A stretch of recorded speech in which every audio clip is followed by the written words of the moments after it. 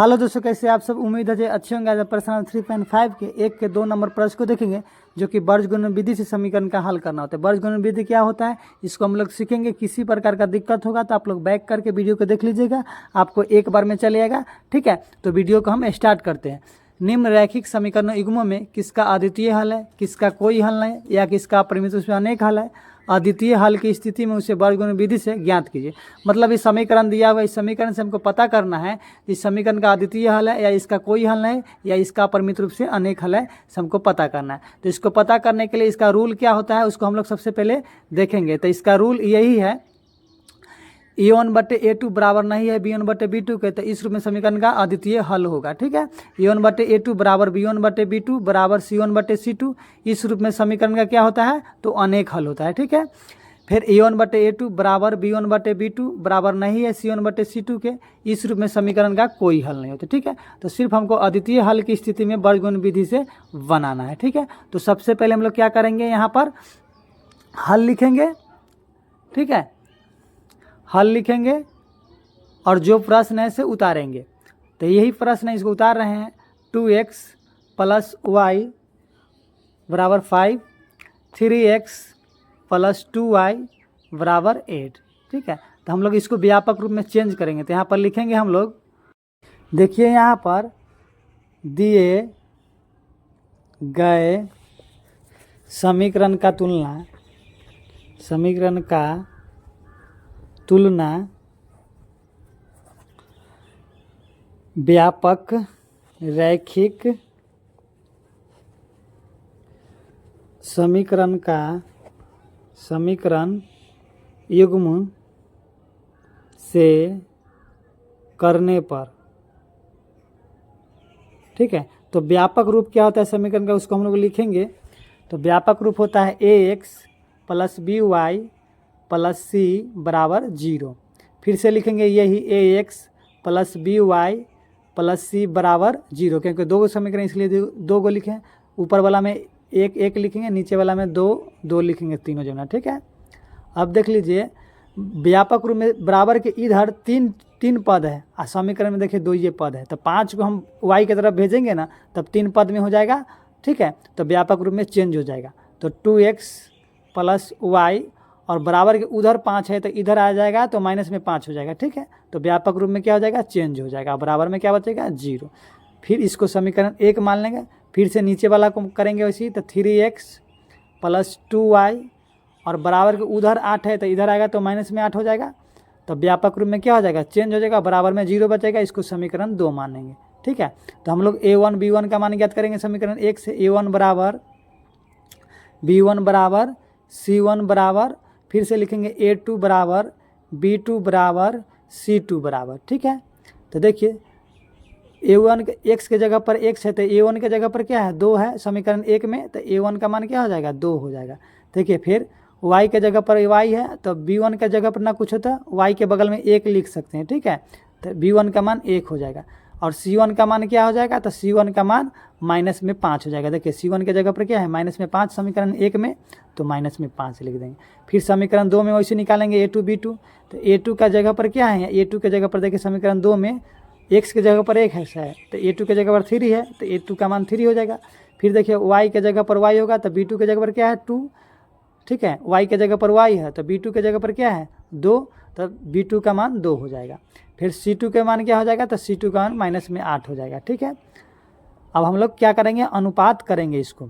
ठीक है, तुलनात्मक अनुपात करेंगे। तो A1/A2 बराबर क्या हो जाएगा, तो 2/3 हो जाएगा।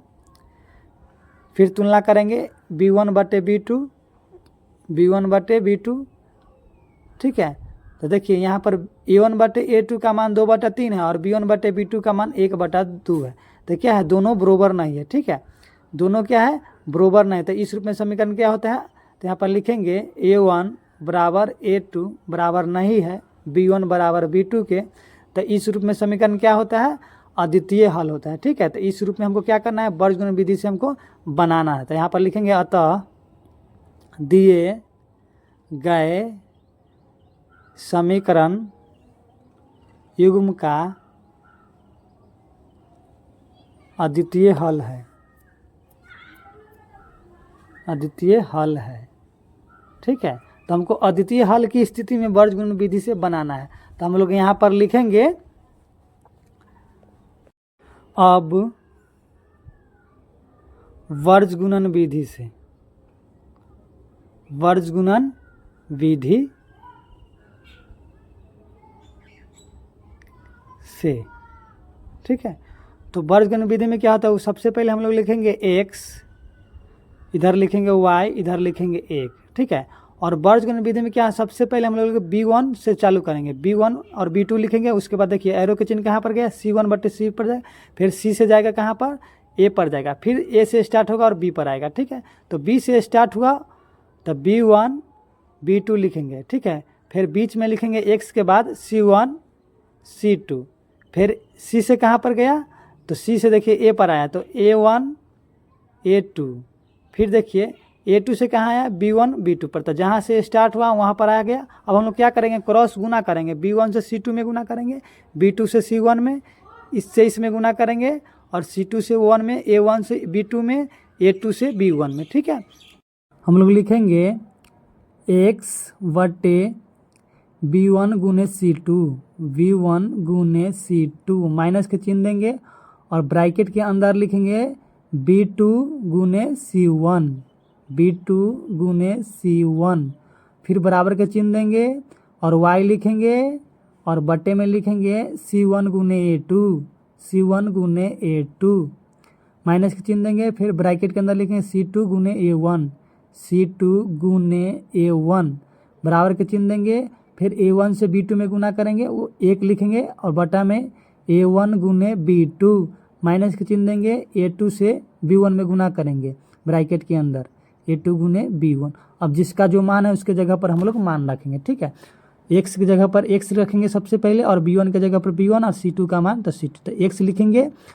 ठीक है, और b1 का मान क्या है, तो b1 का मान 1 है और c2 का मान माइनस में 8 है, तो हम लोग लिखेंगे वहाँ पर। ठीक है, तो लिखेंगे 1 गुने -8 और माइनस के चिन्ह देंगे ये वाला फार्मूला वाला, और b2 का मान क्या है, तो b2 का मान है 2 और c1 का मान -5 है, तो यहाँ पर हम लोग लिखेंगे 2 और -5। ठीक है, तो 2 गुने -5 बराबर के चिन्ह देंगे हम लोग फिर से जैसे देते हैं ऊपर में।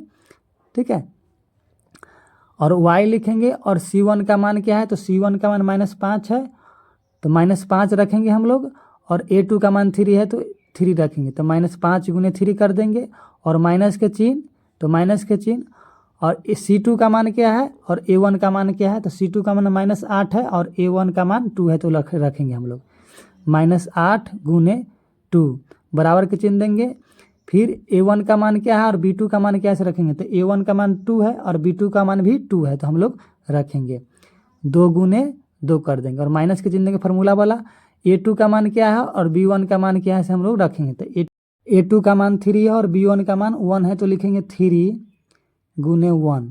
ठीक है, जहाँ जिसका मान था हम लोग रख दिए, x बराबर 1 और 8 को गुना करेंगे तो माइनस में 8 हो जाएगा। ठीक है, माइनस के चिन्ह देंगे फार्मूला वाला, और 2 और -5 को गुना करेंगे ब्रैकेट के अंदर माइनस में 10 हो जाएगा, बराबर के चिन्ह y लिखेंगे और -5 3 को गुना करेंगे तो 15 हो जाएगा, माइनस में माइनस के चिन्ह देंगे, और 8 2 को गुना करेंगे तो माइनस में 16 हो जाएगा, बराबर के चिन्ह देंगे, 1 लिखेंगे, 2 2 को गुना करेंगे तो 4 हो जाएगा, और -3 1 को गुना करेंगे तो 3 हो जाएगा।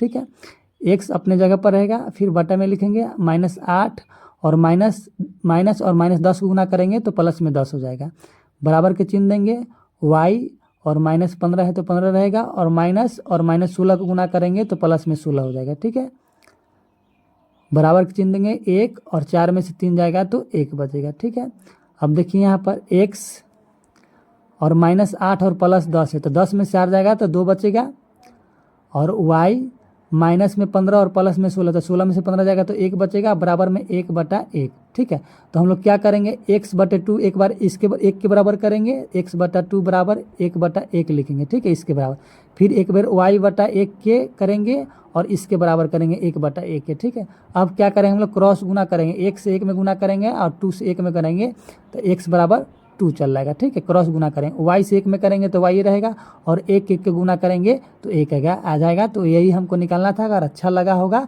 तो लाइक सब्सक्राइब